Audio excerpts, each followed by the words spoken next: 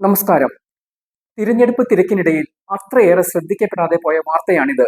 വയനാട് ദുരന്തത്തിനിരയായ ശ്രുതിക്ക് സർക്കാർ വീട് നിഷേധിച്ചു. മന്ത്രിസഭാ യോഗത്തിലാണ് വീട് നൽകേണ്ടെന്ന തീരുമാനം വന്നത്. ശ്രുതിക്ക് വീട് നൽകുന്നതിൽ കുഴപ്പമില്ലെന്ന് ചീഫ് സെക്രട്ടറി കുറിപ്പ് നൽകിയിട്ടും അത് തള്ളിയാണ് വീട് അനുവദിക്കേണ്ട എന്ന തീരുമാനമെടുത്തത്. വയനാട് ദുരന്തത്തിൽ ആർക്കെങ്കിലും വീട് നൽകണമെങ്കിൽ അത് ആദ്യം നൽകേണ്ടത് ശ്രുതിക്ക് തന്നെയാണ്. ശ്രുതിക്ക് ഉറ്റവരെല്ലാം നഷ്ടമായത് വയനാട് ദുരന്തത്തിലാണ്. ഇതിന് പിന്നാലെയാണ് പ്രതിശ്രുത വരനും അപകടത്തിൽ മരിച്ചത്. കൃത്യമായ ന്യായീകരണം പോലും നൽകാതെയാണ് ഇവിടെ വീട് നിഷേധിക്കപ്പെട്ടതെന്നും ശ്രദ്ധേയമാണ്. ഇത് വയനാട് ദുരന്തത്തിലെ ഇരയ്ക്കുള്ള നീതി നിഷേധം കൂടിയാണ്.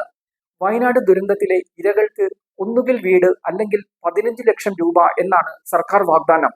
സന്നദ്ധ സംഘടനകൾ ശ്രുതിക്ക് വീട് വെച്ച് നൽകാമെന്ന് വാഗ്ദാനവും നൽകിയിരുന്നു. അതിനാൽ ശ്രുതി 15 ലക്ഷം രൂപ മതി എന്ന നിലപാടാണ് കൈക്കൊണ്ടത്. എന്നാൽ സന്നദ്ധ സംഘടനകളുടെ വീട് നിർമ്മാണം പൂർത്തിയായില്ല. സർക്കാർ വീടുകൾ അതിനിടയിൽ പണി പൂർത്തിയാവുകയും വീട് ലഭിച്ചവർ താമസം തുടങ്ങുകയും ചെയ്തു. ഇതോടെയാണ് ശ്രുതിയും 15 ലക്ഷം രൂപ തിരികെ അടയ്ക്കാം, വീട് മതി എന്ന് കാണിച്ച് സർക്കാരിന് അപേക്ഷ നൽകിയത്.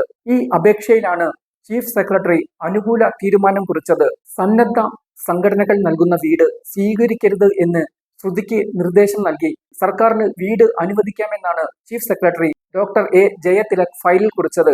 എന്നാൽ മന്ത്രിസഭാ യോഗമാണ് ശ്രുതിക്ക് വീട് നൽകേണ്ട എന്ന തീരുമാനം കൈക്കൊണ്ടത്.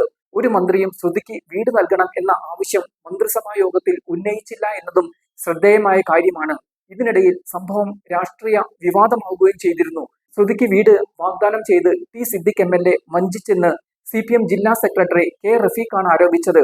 120 ദിവസം കൊണ്ട് വീട് നിർമ്മിച്ചു നൽകുമെന്ന് പറഞ്ഞ് ഇതുവരെ നിർമ്മാണം പോലും തുടങ്ങിയില്ലെന്നും റഫീഖ് പറഞ്ഞിരുന്നു.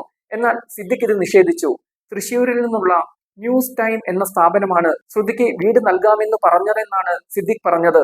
എന്തായാലും ശ്രുതിക്ക് ഇതുവരെ വീട് ലഭിച്ചില്ല. സർക്കാരിന് നൽകിയ അപേക്ഷ നിരസിക്കുകയും ചെയ്തു. നീതികേട് സർക്കാർ തലത്തിൽ എന്നതിന് ഉദാഹരണമാണ് ഈ സംഭവം. തീരുമാനം എടുക്കുന്നതിൽ ശ്രുതിക്ക് സംഭവിച്ച പിഴവ് മനസ്സിലാക്കി സർക്കാരിന് വീട് അനുവദിക്കാമായിരുന്നു. സന്നദ്ധ സംഘടനകളുടെ വാഗ്ദാനം വിശ്വസിച്ചതാണ് ശ്രുതിക്ക് സംഭവിച്ച തിരിച്ചടിക്ക് കാരണം.